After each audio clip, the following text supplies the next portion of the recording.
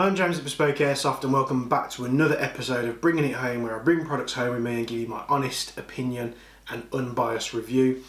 Today we're looking at something, it's another product, take it from what you think of it, but it's the Asia Electric G Limited F18 pistol. A bit of controversy behind this, we'll get to it in just a moment.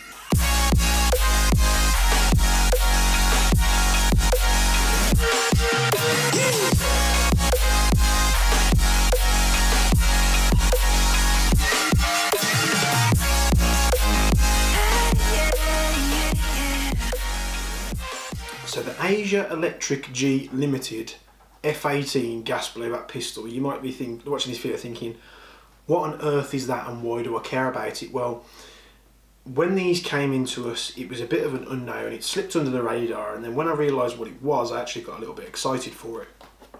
So if you follow any of the real steel gun channels like I do, and I have mentioned this one before, Iraq veteran 8888, he shoots a lot of real steel stuff and he gives you like his opinion on it. It's great for a bit of knowledge on some real steel bits and pieces. Go have a look on YouTube.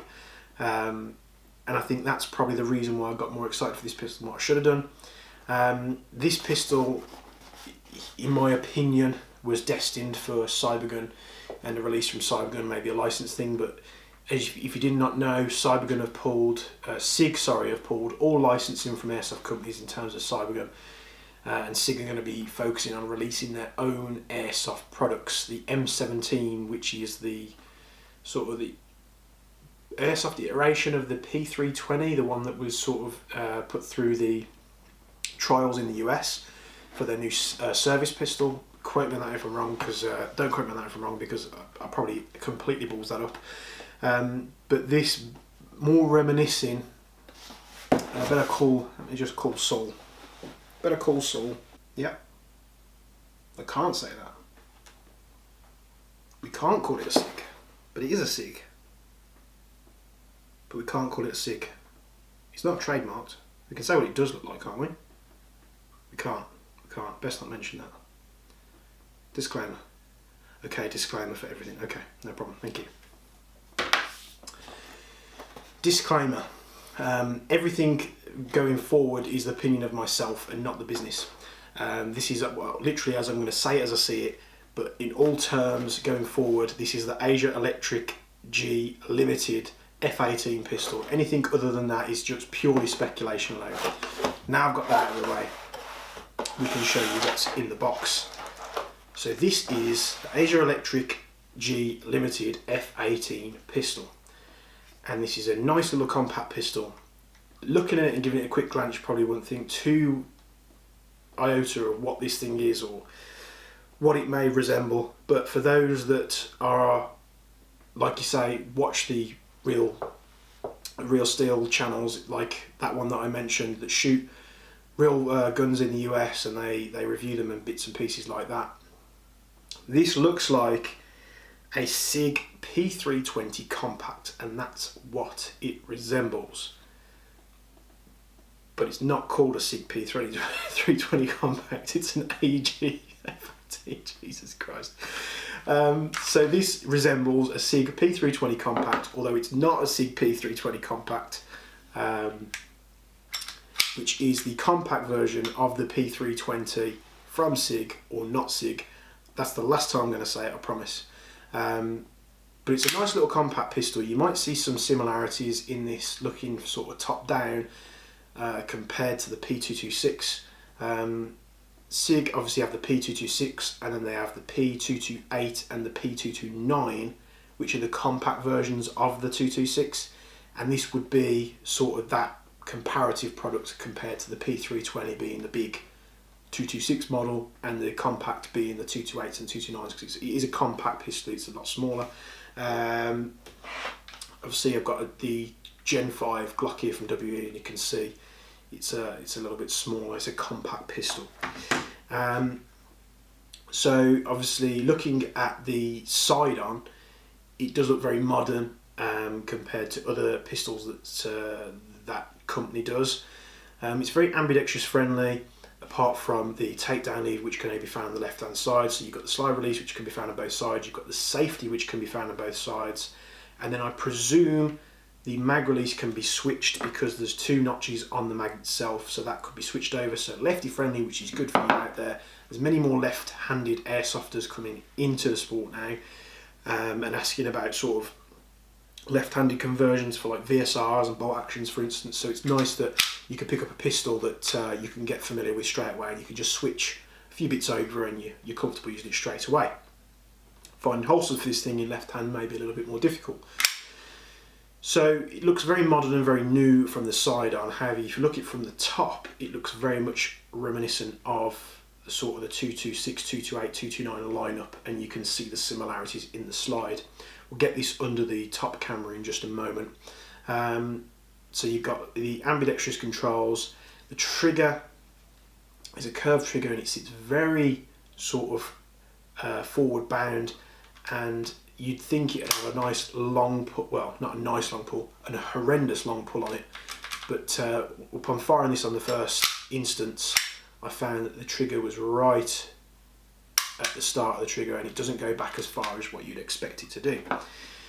The magazine itself, it kind of looks like a hybrid between like a PX4 and a high capper style magazine.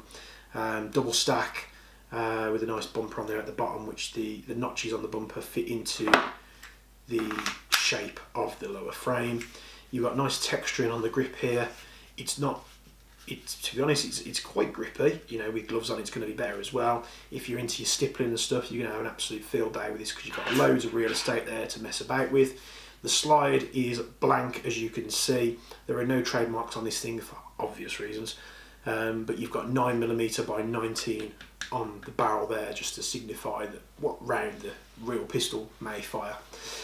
You can see that interesting blue sticker which appears on a lot of gas blowback pistols on the market, which would signify that it's made by WE, and from all I can tell, that is true. So what I imagine is this gun was destined to go to Cybergun, made by WE, licensed under Cybergun, and then put as like a licensed product on the market. But because that company has pulled the licensing, I imagine that they just decided to release it as an unbranded, unknown model. So this does come in tan as well. The ones that came in stock in tan, like, I don't know whether there's guys out there that watch our website, but they sold out completely straight away, to the point where I didn't even get my hands on one.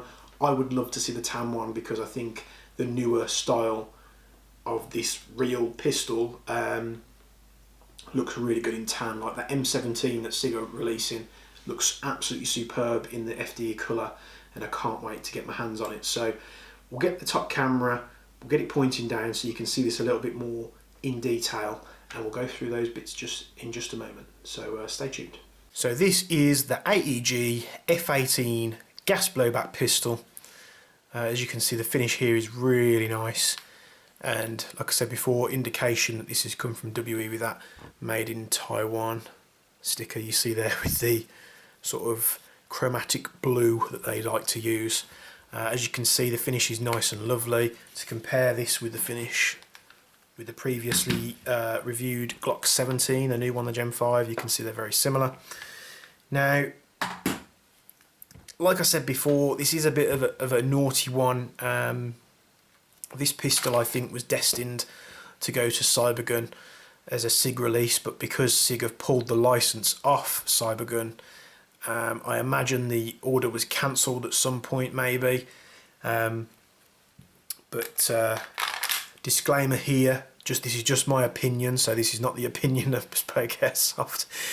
This looks very reminiscent of a SIG P320 compact, and let's face it, it is a SIG P320 compact, but without the licensing, without the markings or anything like that, and under the brand AEG F18, which, you know, let's face it, we all know where it's come from. But it's a very nice new pistol. It's very comfortable. Looking at it from the outside like that and picking it up, you wouldn't really take much notice unless you really do follow what SIG do. If you go and follow the Real Steel videos on YouTube from the likes of Iraq Veteran 88, I believe, they shoot a lot of Real Steel stuff. I tend to watch them all the time just because it's cool to see, you know, what's available in the real still world, and to see whether airsoft companies sort of follow suit and try and do something. So this would be the compact version, which, what was it, the P22, there was P226, wasn't there, with SIG, and then there was the P228 and the P229.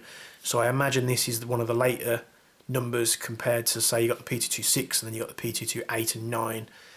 This would be the P320, and then this would be the P320 compact. So in the comparison, the comparative compact size pistol.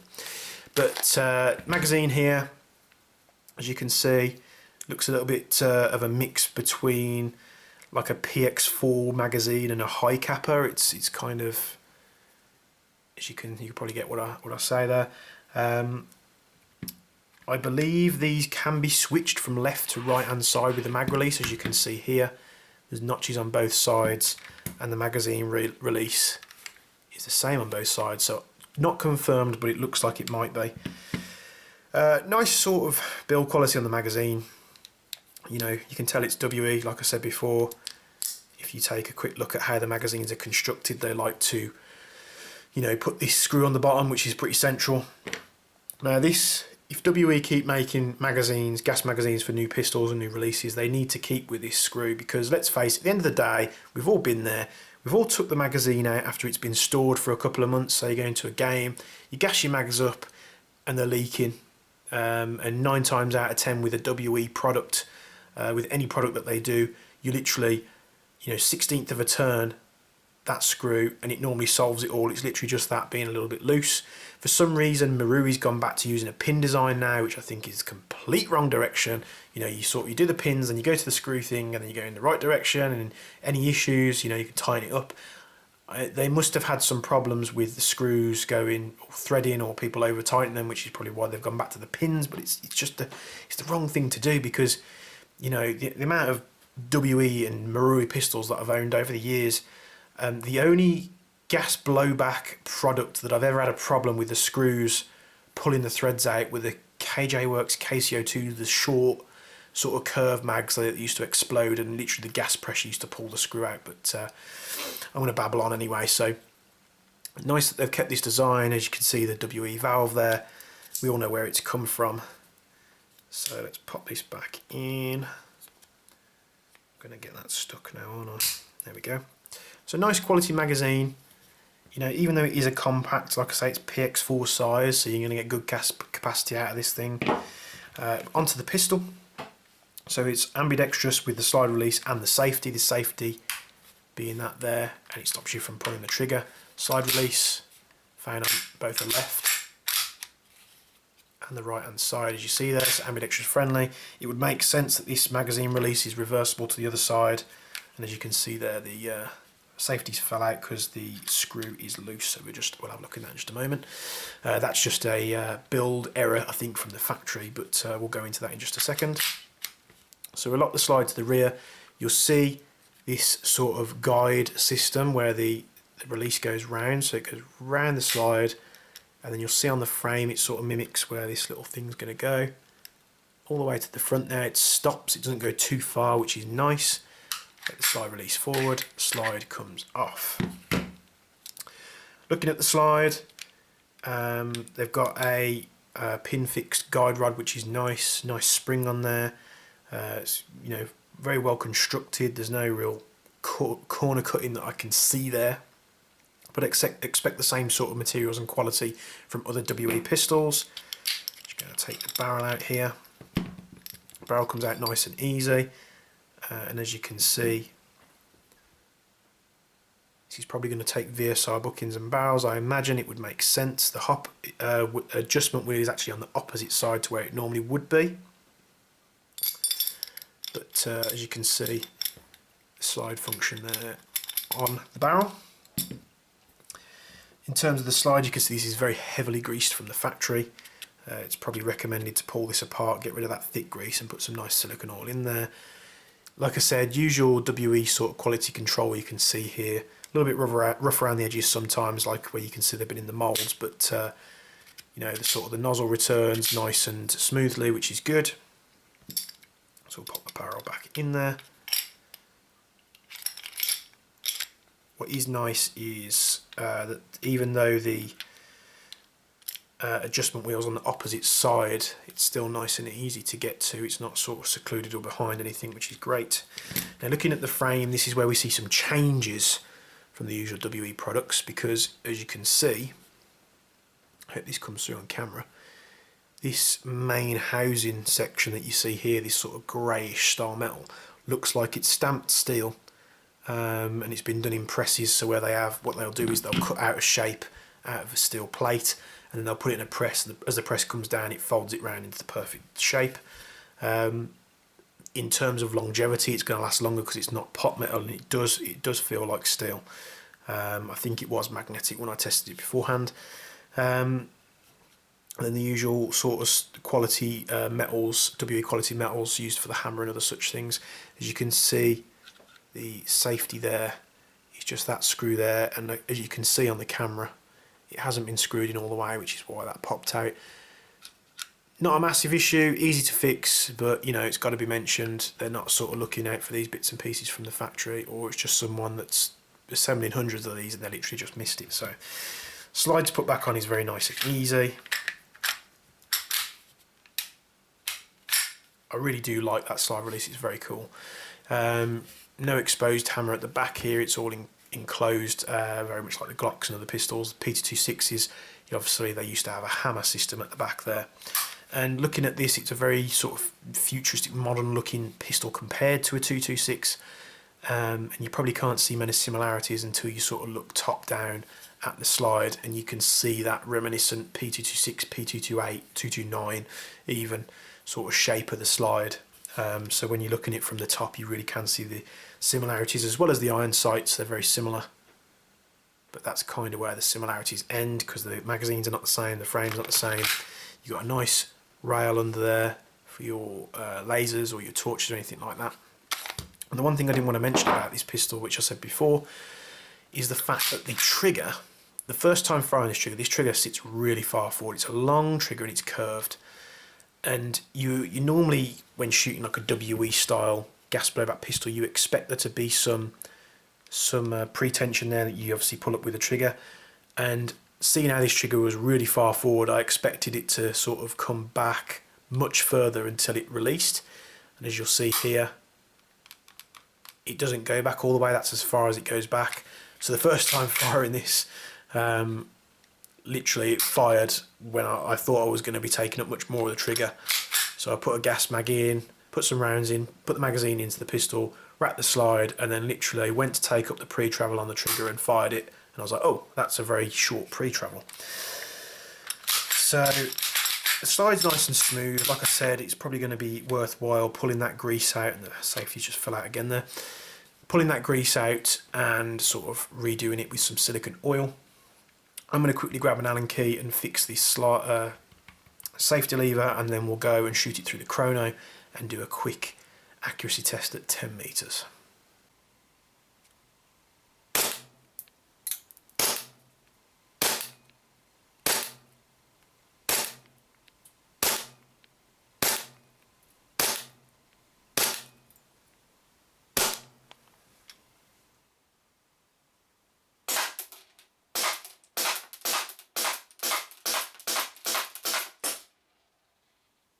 So as you can see there from the chrono results, nice and snappy on the trigger. It's doing a little bit lower FPS, sort of about the 270, 280 mark, which is expected from a smaller barrel, being a compact version. Other sort of pistols like Glock 19s and other compact pistols, for instance, the smaller SIGs as well, will do lower in terms of muzzle velocity compared to their brother and sister pistols that are much larger, for instance. So respectable FPS out there, sort of looking about just under a joule, 280. It's about what Marui's sort of come out of the box. Nice and snappy. Lock back on the final shot. I only did put 10 rounds in this. That was with 0.2 gram BLS BBs. And as you'll see there from the accuracy test, 0.2 gram BBs. I hadn't set the hull, I hadn't messed with it absolutely whatsoever. Put 10 0.2 gram BBs in this magazine. Popped it into the pistol, wrapped the slide, and literally just pulled the pistol up and shot. I didn't take my time with it. No, this was from a standing position at 10 meters as well, which you'll see. Setting the hop, putting 0.25, 3.3 gram BBs in this, you're going to get a lot better results, as well as if you're putting upgraded parts, whether you're putting barrels, hot rubbers and such. But it just gives you a baseline, and every pistol that's reviewed on the Bringing It Home series will be done exactly the same way, just to keep it fair. There's no trickery here on camera. There's not me pulling any stunts saying this is the best pistol since sliced bread. It's literally just shoot it and see what it does. Obviously, brand new pistols out of the box. This is covered in transport grease. So if this was my pistol, I'd be taking it apart, getting rid of all that dirty grease, putting some high quality lubrication in this pistol, and then setting it up for what I was using it for, setting the weights, perhaps going to 2.5s maybe at least as a minimum, setting the hop and such, perhaps putting, upgraded inner barrels and hot rubbers. I think hot rubbers may be the better option to start with, like a 50-degree maple leaf or something like that. Problems with this pistol out of the box was literally just the safety lever, as you see here, which can operate from both sides, and it was literally just a grub screw on the inside which hadn't been tightened up at all.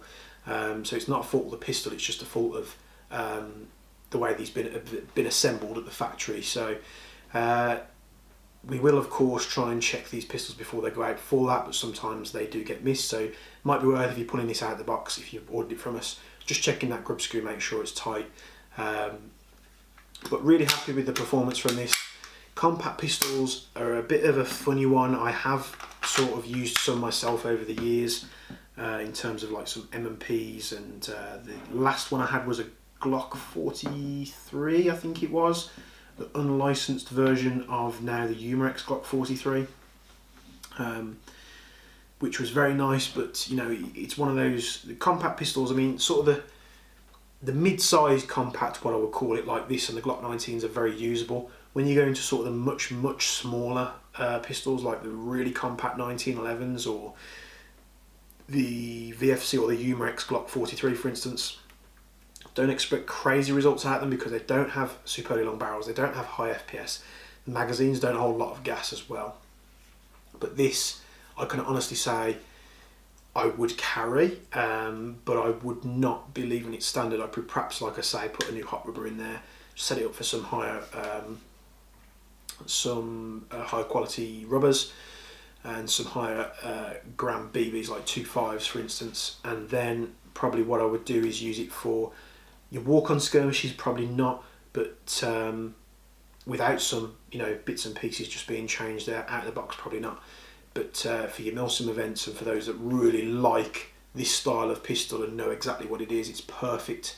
And if you know someone that can put some nice markings on there for you, great, because it will just transform the pistol. So this is the AEG F18 gas blowback pistol, the SIG P320 compact, and I hope you've enjoyed it. I hope I've covered some bits and pieces for you. Please feel free to like, subscribe and hit that bell notification on the YouTube channel. It does help a lot, and it makes you aware of when we're releasing new videos. We're going to have a lot of W pistols coming out at the moment, as well as some new content coming on the way, as well as some giveaways, and we'll see you in the next video. Thank you very much for watching and have a nice night.